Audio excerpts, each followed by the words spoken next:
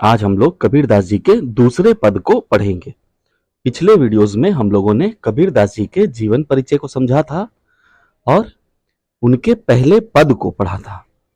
आपके पाठ्यक्रम में जो 5 पद दिए गए हैं उनमें से पहले पद को पढ़ा था।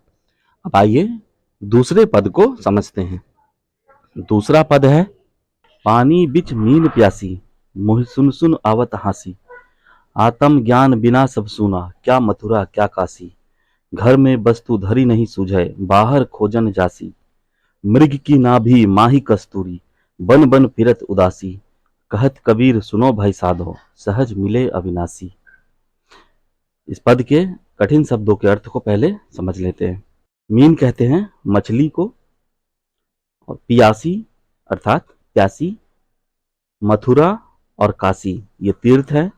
मथुरा भगवान श्री कृष्ण की जन्मभूमि होने के कारण एक प्रमुख तीर्थ है, और काशी भगवान शिव की नगरी है, यह भी एक प्रमुख तीर्थ है। इसे मोक्ष की नगरी भी कहते हैं। मृग हिरण को कहा जाता है। कस्तूरी एक प्रकार का सुगंधित पदार्थ है। अविनाशी अर्थात अविनाशी, जो नष्ट नहीं हो सकता, जिसका विनाश नहीं हो सकता, अर्थात यहाँ पर अविनाशी ईश्वर को कहा गया है। संदर्भ में मैंने पहले पद में जिस प्रकार से बताया है संदर्भ को लिखना, आप इन 5 पदों का संदर्भ ठीक उसी प्रकार से लिखेंगे। प्रसंग, प्रस्तुत पद में कबीरदास जी ने आत्मज्ञान के महत्व पर प्रकाश डालते हुए ईश्वर की सर्वव्यापकता पर ध्यान केंद्रित किया है। वे बताते हैं कि ईश्वर अविनाशी है और वे प्रत्येक जीव के भीतर ही वास करते हैं तथा आत्मज्ञान होने पर अत्यंत सहजता से प्राप्त हो जाते हैं। अब आइए इसकी व्याख्या को देख लेते हैं। इस पद में कबीरदास जी आत्मज्ञान के महत्व पर प्रकाश डालते हुए कहते हैं, ईश्वर सर्वव्यापी है। वे प्रत्येक मनुष्य के भीतर ही रहते हैं, परंतु मनुष्य अज्ञानतावश उन्हें धर्म स्थलों में और तीर्थों में ढूंढता फिरता है। कबीर अपनी बात को उदाहरण के साथ में प्रारंभ करते हैं। वे कहते हैं कि ऐसा लगता है मानो मछली पानी के बीच रहकर भी प्यासी हो। पानी बिच मीन प्यासी। मनुष्य की ऐसी स्थिति देखकर कबीरदास जी को हंसी आती है। जो ईश्वर मनुष्य के ही भीतर में है, जो मनुष्य के हृदय में वास करता है, मनुष्य उसे व्याकुल होकर के विभिन्न धर्म स्थलों में, तीर्थों में ढूंढता फिरता है। इसीलिए कबीर हंसते हैं। कबीर कहते हैं, पानी बिच मीन प्यासी, मोहि सुन सुन आवत हासी। आगे कबीर कहते हैं, आत्म ज्ञान बिना सब सुना, क्या मथुरा क्या काशी। कबीरदास जी का मानना है कि मनुष्य की ऐसी स्थिति अज्ञानता के कारण होती है। आत्मज्ञान के अभाव में मनुष्य ईश्वर को मथुरा और काशी जैसे तीर्थों में ढूंढता फिरता है। इसीलिए कबीर का कहना है कि आत्मज्ञान के बिना तीर्थों में ईश्वर को ढूंढना व्यर्थ है। आत्मज्ञान बिना सब सुना, क्या मथुरा क्या काशी, घर में वस्तु धरी नहीं सूझे, बाहर खोजन जासी। अपने ही शरीर रूपी घर में, अपने ही हृदय में, अपने अंतर मन में वास करने वाले ईश्वर को मनुष्य समझ नहीं पाता और उन्हें बाहर ढूंढता फिरता है। कबीर इसी बात को एक अन्य उदाहरण के माध्यम से भी समझाते हैं। वे कहते हैं, मृग की नाभि माही कस्तूरी, बन बन फिरत उदासी।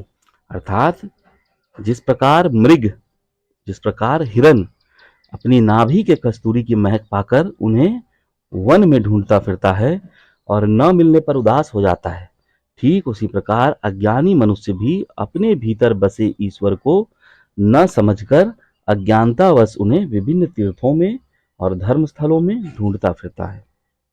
कहत कबीर सुनो भाई साधो, सहज मिले अविनाशी।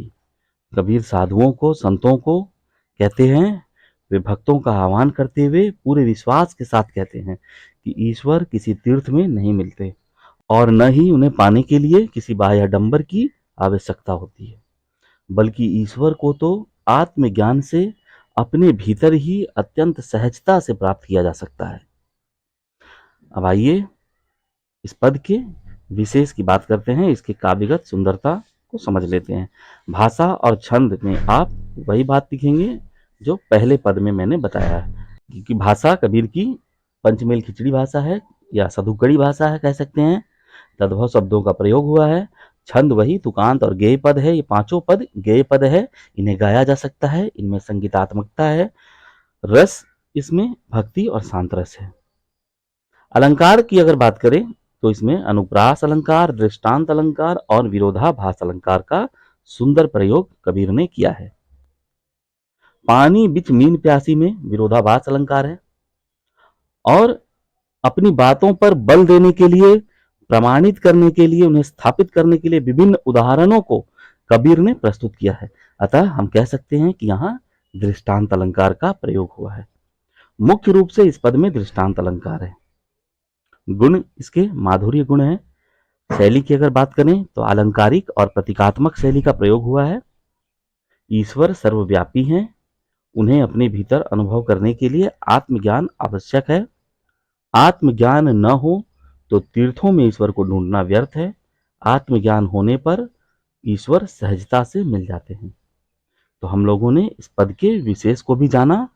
अब आइए भाव साम्य को जान लेते हैं। भाव साम्य में आप कुछ अन्य रचनाओं को लिखेंगे जिसका अर्थ वही हो जो इस पद का अर्थ है, और वे रचनाएं कबीर की भी हो सकती है या किसी दूसरे रचनाकार की भी हो सकती है।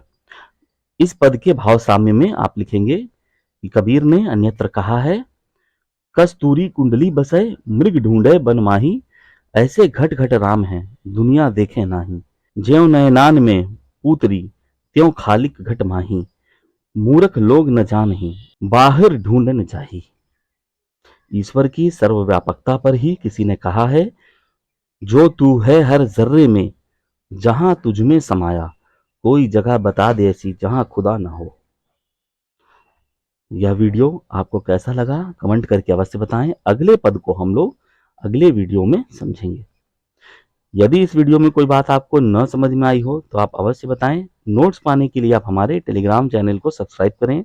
नोट्स की आवश्यकता अधिक लोगों को होगी तो टेलीग्राम चैनल पर ही उपलब्ध कराया जाएगा, इसलिए अधिक से अधिक आप लोगों तक इस वीडियो को शेयर करें। धन्यवाद।